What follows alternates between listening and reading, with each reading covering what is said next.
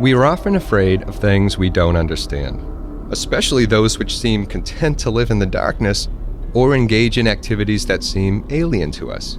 And when this happens, we either learn to accept it or we rally against it. And history is full of examples where we've chosen the latter. Times when mobs have poured into the streets against a common enemy, or at least what they perceive to be the enemy, even if that enemy is a single person. In a little town in Maryland at the very end of the 17th century, it was a woman. The place is called Leonardtown, and while it might not be proud to claim this bit of history as its own, it can't forget the time a mob gathered at a little hut for a strange encounter with a witch.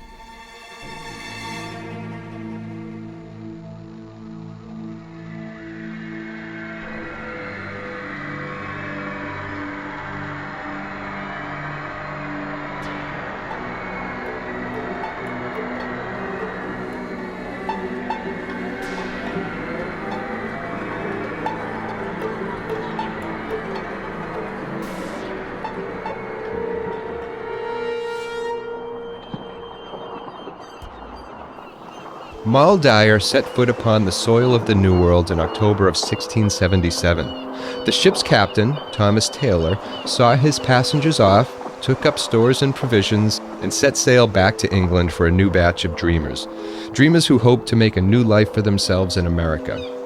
And Moll was no different. She too dreamed of a better life that morning. She was different in one respect, however, and it was evident as she left the wharf with the others. Moll was tall, much taller than the other women, and she stood out like a sore thumb. She didn't seem to notice the stares or the looks she received. She was there for one thing, and that was to start a new life. Her new home was here, in Seymourtown.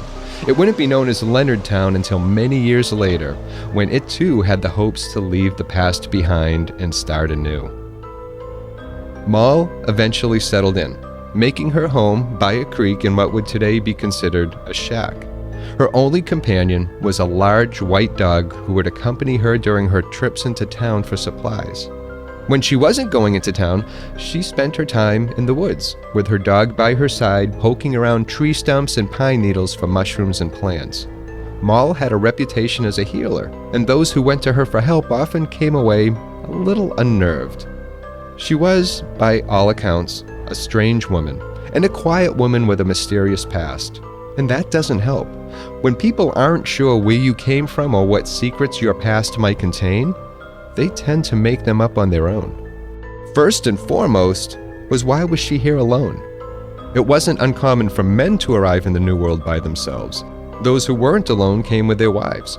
And as far as anyone's memory served, Moll had come alone and had always been alone. The fact that she showed no interest in finding a husband led some to speculate that perhaps she had one back in England.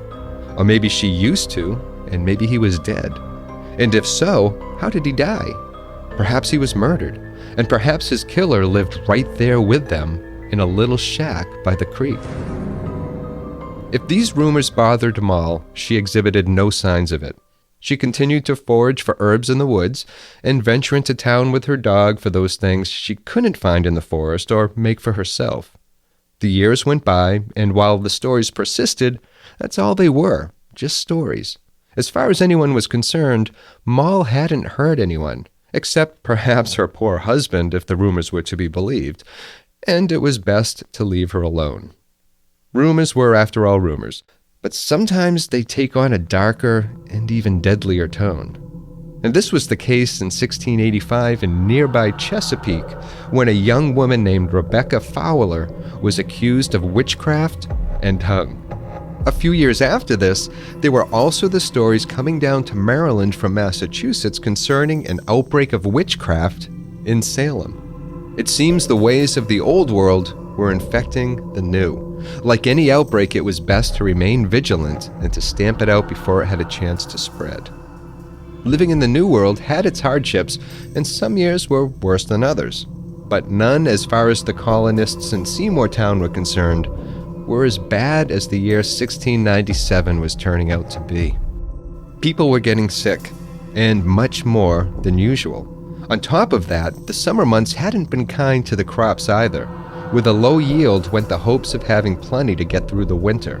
The colonists were starting to worry, and you could hear their concerns in the village square and in the pubs. There had to be a reason for it. People were dying, and nobody could remember it being this bad. And then came winter. It was the harshest winter anyone had seen. With food scarce and supplies low, starvation became a harsh reality. Some looked for solutions, while others looked for the cause. And then the whispers and rumors formed into a sentence nobody wanted to hear, but everyone suspected. There was a witch in Seymour Town. People began to notice that Moll Dyer appeared curiously unaffected by it all. She appeared healthy and her dog well fed. Now, how could this be when everyone else was suffering? What had she done differently to prepare? It wasn't that she had planned well, some said. It was because she had cursed the town and everyone in it. She had sacrificed them all to save herself in a dark deal with the devil. It was Satan who had taught her the ways of healing and what plants to gather. He told her how to appear a healer in order to escape suspicion when it came time for the town to pay the dire price of her practice. And so it was that on a bitter, cold night in the winter of 1698, the hungry and starving townsfolk of Seymour Town decided to take matters into their own hands. They grabbed what they could find, be it clubs, pitchforks, or torches, and made their way through the snow and the wind to the small hut near the creek, the glow from Moll Dyer's window serving as a beacon for them to follow. The mob pounded on her door. When she didn't come out, they decided not to wait, so they set her hut on fire and watched it burn.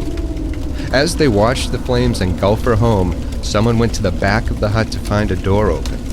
Moll Dyer had escaped. Either she had seen them coming, the light of their approaching torches giving them away, or the devil had warned her. Perhaps it had been her large white dog after all. The devil, it was known, could take any shape he wanted to. They searched for her, but the cold and driving snow took its toll. As the fire died down, so did their resolve. A couple days passed and there was no sign of Moll Dyer. Her hut was in ruins, and some held hope that the evil which had plagued their town had been eliminated once and for all. And then a young boy, following a path between the trees, came back with some horrifying news. He had found her. She was still in the woods. In her rush to escape the angry mob, Moll Dyer had fled with only a dress to keep her warm, and she hadn't gone far. When she collapsed, she clung to a large boulder. When the boy came upon her, she was still clinging to that boulder, frozen to it with one arm raised towards the clouds above, a dying curse against the town upon her frozen lips. Her dog was nowhere to be found.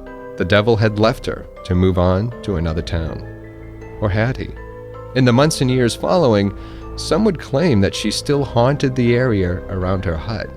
The trees and vegetation near it withered away as if an unholy wind kept everything from growing. The town itself stumbled along, burdened by Moll Dyer's dying curse.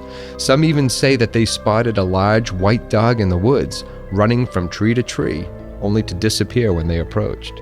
The heavens, too, seemed to want to rid the world of Moll Dyer's presence. The area around her hut was continuously struck by lightning, more times than was natural. Either that, or it was Moll Dyer herself, hoping to strike down those who had driven her from her home on that long-ago winter's night. Today, there's a road near the creek where Moll Dyer's hut once stood. It's aptly named Moll Dyer Road, and the creek that runs alongside it is known as Moll Dyer's Run.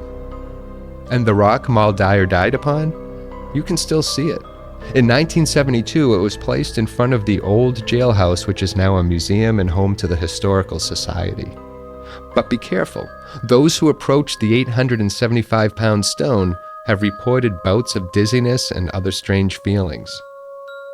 And be careful when you travel down Moll Dyer Road, especially at night and if the roads are icy, and especially if you are a man. There have been many accidents there. And if you see a white dog, don't stop. It's probably just a figment of your imagination.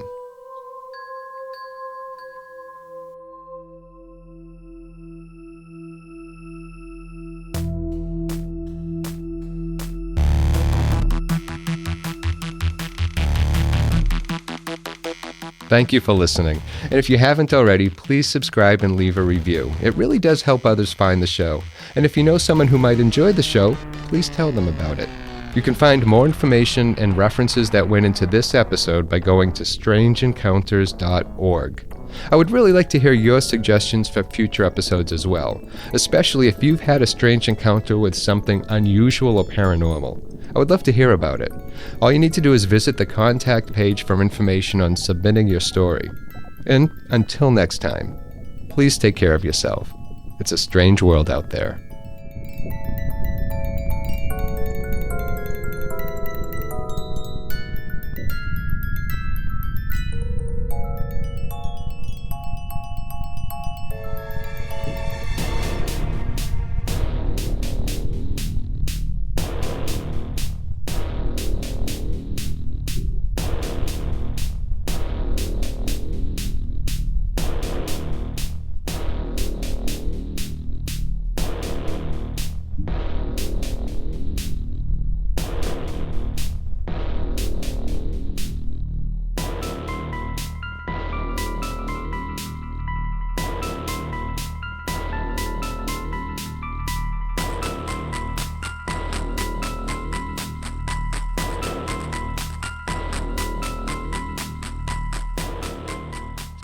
After knocking your city, save, making show, I'm the solution of it.